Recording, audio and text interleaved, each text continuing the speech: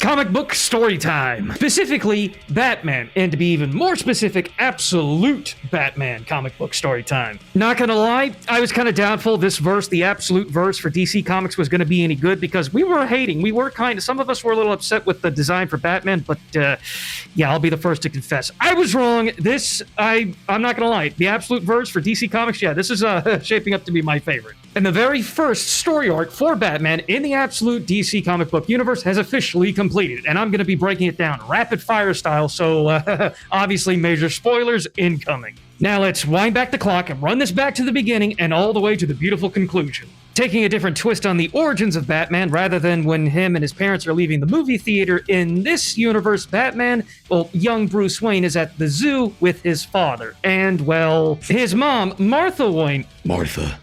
Anyway, yeah, Martha, we all remember that that from that terrible movie. Anyway, Martha Wayne, she ends up living, but Bruce Wayne's dad, no, he catches a fatal lead injection. Now, this day would go down as a very important one for the citizens of Gotham City. It was a massacre that day where many people lost their lives, including Bruce Wayne's father, and this would play a part in obviously shaping Bruce Wayne to become the Batman of the absolute verse. Fast forward several years into the future, and Gotham City is finding itself pretty much at war with a very specific gang that calls themselves the Party Animals. When the Party Animals show up, well, chaos basically is unleashed. They're organized, they're very precise, and, well, they really can't be stopped. Especially considering the Party Animals, those masks, those helmets they wear, they aren't just for show. The members of the Party Animals are given a heads-up display, a HUD that feeds them live information on their targets and how much money they will be, well, they'll be rewarded with whenever they're wearing those masks and they see their intended targets. They receive their orders through these masks and these helmets. But who's pulling the strings behind the Party Animals? Why are they doing this? Batman villain Black Mask is the one behind the Party Animals. And yeah, like I said, the Party Animals, they're just unleashing, well, destruction everywhere and anywhere. We need a hero. Enter Absolute Batman. Now, this is a very young Batman. He's not even 30 years old, and he's not a billionaire in the absolute verse. He's basically operating on a shoestring budget. Everything that he makes himself. He is an engineer. He's still Bruce Wayne. He's still a genius and whatnot. That said, this Batman is basically doom-driven. He's going to take the fight to the Party Animals and Black Mask hell or high water, even if it ends up burning the city to the ground. And I mean that quite literally. To that end, to keep the city from being lost, third parties even enter the scene that hire basically a badass variant of Alfred, who's basically a member of MI6 or something like that, if I remember correctly. But yeah, basically he's a badass agent. They're like, could you stop Batman before he, starts a war with the Party Animals? At the very least, they wanted this Alfred to monitor Batman, find out whose team or whose side he's really on. And unfortunately, when he tries that, Batman not only steals his bike and his, super exclusive one-of-a-kind shotgun, and just, again, takes both of these things. He completely shows up at Alfred. He embarrasses the guy. And that shotgun he took, yeah, he actually pulls the trigger on Alfred. Point blank. After converting the shotgun into a non-lethal variant of itself. I had you go in there for a second, didn't I? Batarang stuck all in your face. Never doubt it that this is Batman. He will not unalive anyone. At the end of the day, sure, he's brutal, but this is Batman, and this was the confirmation that the people who hired Alfred needed of whose side is he on? He's on the good guy side, because he could have put you 6 feet under, but he didn't. Now things escalate. The Party Animals, they're tired of Batman interfering, and he's a legitimate threat. So Black Mask, he's like, okay, he's one man, but he's a one-man army. So let's just take the easy route for the sake of us completing our plans. Let's just give this guy a hell of a lot of money. Keep in mind, this isn't to pay Batman just so he'll just go away for good. No. They're paying Batman, and Black Mask is saying, here's this money. You back off for a little while. You do what you can with this money. Think about it. You're operating, like I said, on a shoestring budget. Imagine what Batman can do, what he can become with a couple $1 billion.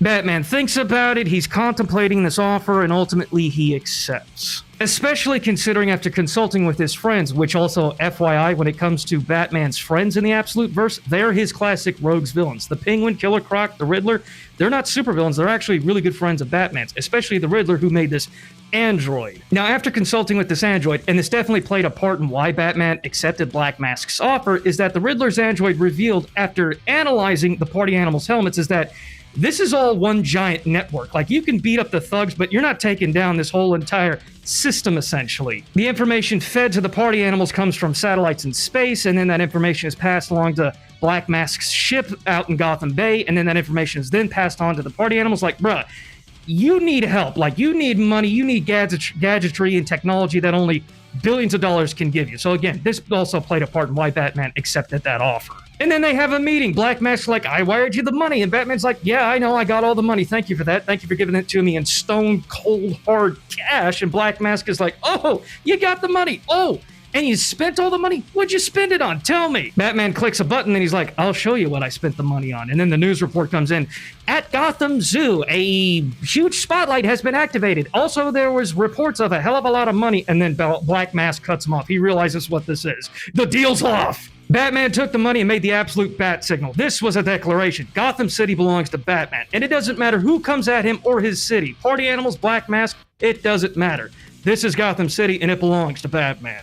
However, like I said, this is a young Batman. He doesn't have any of the specialized training. He lacks a little bit of finesse, even though he's incredibly brutal. He ultimately gets his ass handed to him after this betrayal of Black Mask after his billions of dollars worth of an offer. Even though Batman lost after basically stabbing Black Mask in the back, Batman reveals, like, yeah, you just said all this, like, really incriminating stuff, and I was actually live streaming it thanks to a camera on my cowl.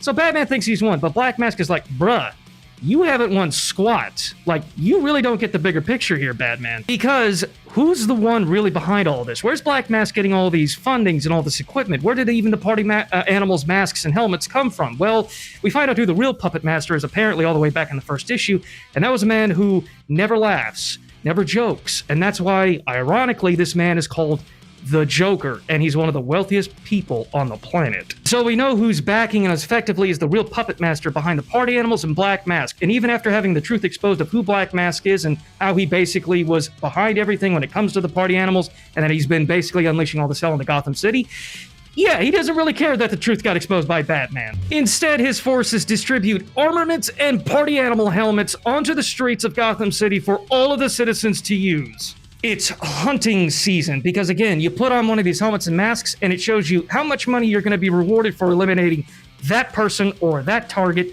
and people such as Batman's mother, Martha, and obviously Jim Gordon are obviously going to be pretty big targets. This video ended up proving to be a hell of a lot longer than I intended it to be. Sorry about that. So if you want me to recap the very final issue of this first arc for Absolute Batman, make sure you'll follow, like, comment, all the stuff over here, and I'll see y'all in the next one.